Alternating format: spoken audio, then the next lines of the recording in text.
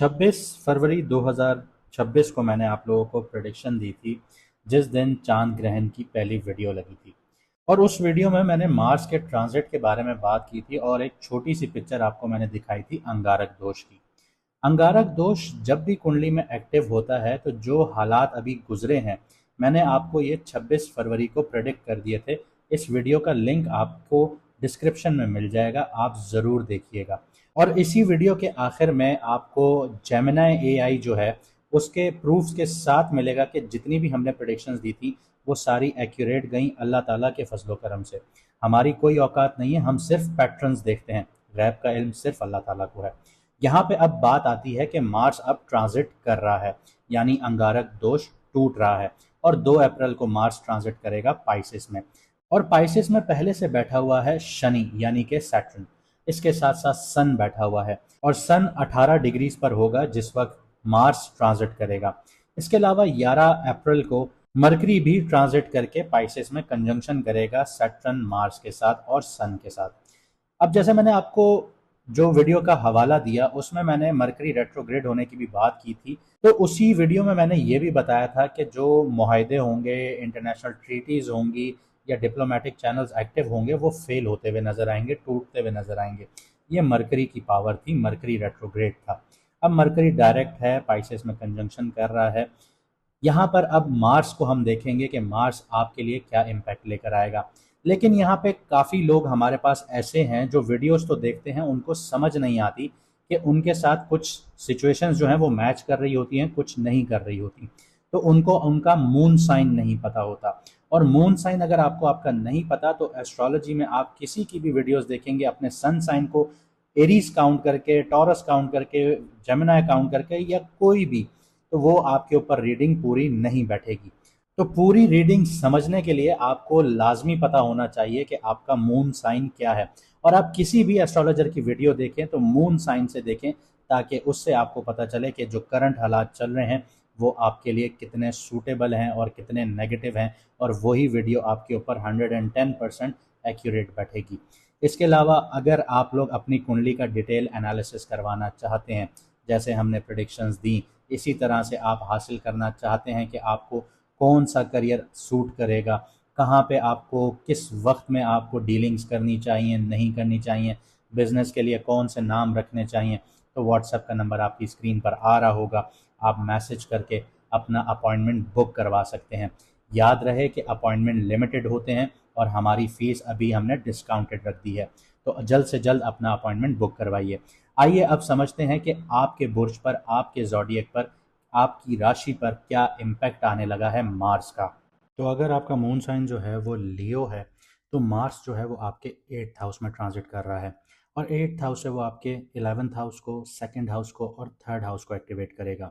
अब इसका इम्पैक्ट आपके करियर और काम पर क्या पड़ेगा, तो यहाँ पे ये बात आपको नहीं बोलनी चाहिए कि आप ढैया के टाइम पीरियड में हैं, जो कि बहुत ट्रांसफॉर्मेशनल होती है।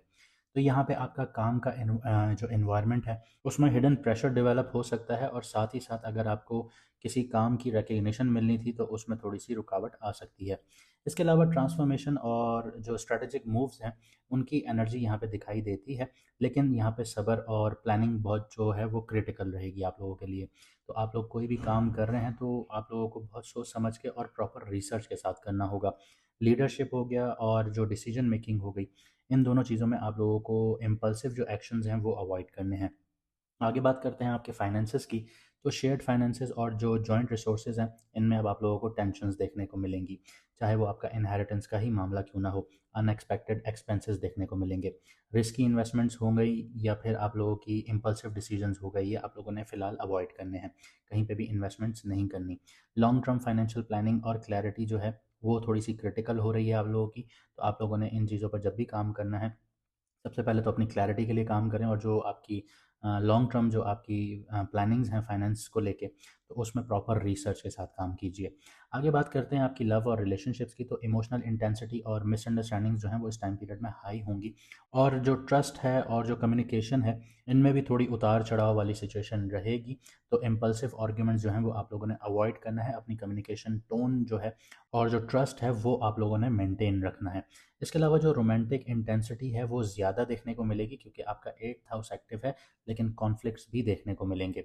अगर हम मैरिज और पार्टनरशिप्स की बात करें तो ईगो क्लैशेस और टेंशन्स अब इस टाइम पीरियड में पॉसिबल होंगी, स्पेशली फाइनेंशियल मैटर से रिलेटेड और शेयर्ड रिस्पॉन्सिबिलिटी से रिलेटेड। इसमें ये याद रखिएगा कि आपके इन लॉज की भी आपको सपोर्ट नहीं मिलेगी। यहाँ पे आपको सब्र और कॉम्प्रोमाइज़ मेंटेन करना होगा। कम्युनिकेशन गैप्स जो हैं वो अवॉइड करने हैं। अगर आप लोगों ने अपनी कम्युनिकेशन में गैप देना शुरू किया तो वहाँ पे चीज़ें आप लोगों के लिए बिगड़ना शुरू होंगी। आगे बात करते हैं हेल्थ की। तो इस टाइम पीरियड में stress, anxiety, over thinking, sleep disturbance, ये सारी चीज़ें पॉसिबल हैं। एनर्जी फ्लक्चुएट कर सकती है। यहाँ पे ओवर एक्सर्शंस जो हैं वो आप लोगों ने अवॉइड करनी है। मेडिटेशंस कीजिए, एक्सरसाइजेस कीजिए, जर्नलिंग कीजिए, ये आपके लिए हेल्पफुल रहेंगी। फिर से बता देता हूँ कि कुछ स्टेप्स जो आप लोगों ने फॉलो करने हैं। एक तो स्ट्रक्चर्ड प्लानिंग रखनी है आप लोगों ने, स्टेप बाय स्टेप अप्रोच को अडॉप्ट कीजिएगा। इम्पल्सिव फाइनेंशियल या रिलेशनशिप जो मूव्स हैं वो आप लोगों ने अवॉइड करने हैं। इसके अलावा अपने इमोशंस पर और ईगो पर कंट्रोल रखिएगा। आर्ग्यूमेंट्स और रैश एक्शन से आप लोगों ने बचना है। थोड़ा पॉज लीजिए, असेस कीजिए कोई भी एक्शन लेने से पहले। इसके अलावा कम्युनिकेशन क्लैरिटी रखिएगा, पार्टनर्स के साथ, कोलीग्स के साथ, अपने बहन भाइयों के साथ। यहाँ पे मिसअंडरस्टैंडिंग्स डेवलप हो सकती हैं, तो यहाँ पे आप लोगों ने अवॉइड करना है। सिंपल और डायरेक्ट कम्युनिकेशन रखिएगा। आगे बात करते हैं आपकी एनर्जी मैनेजमेंट की। तो यहाँ पे मेडिटेशन, जर्नलिंग, आपकी लाइट एक्सरसाइजेज हो गई, इंट्रोस्पेक्शन हो गया, ये सारी चीज़ें जो हैं ये रेस्टलेस जो मार्स की जो एनर्जी होती है उसको पॉजिटिव चैनलाइज कर रहा होता है। तो यहाँ पे आप लोगों के लिए थोड़ी सी एक ये कह लीजिए कि रूम आ जाएगा, विंडो आ जाएगी, जिसमें आप लोग सही से फैसले ले सकते हैं। तो अगर आप यहाँ तक आ गए हैं तो वीडियो को लाइक शेयर ज़रूर कीजिएगा, कमेंट सेक्शन में अपनी राय ज़रूर बताइएगा। और अगर आप लोग हमारा लाइव सेशन ज्वाइन करना चाहेंगे तो उसके लिए आप लोग सब्सक्राइब और बेल आइकॉन ज़रूर दबाइए, ताकि जिस वक्त हम लाइव आएँ तो आपको नोटिफिकेशन मिल जाए और आप हमारे साथ लाइव में जुड़ सकें। मुझे दीजिए यहाँ से इजाज़त, मिलते हैं अगली वीडियो में सितारों के सफ़र पर।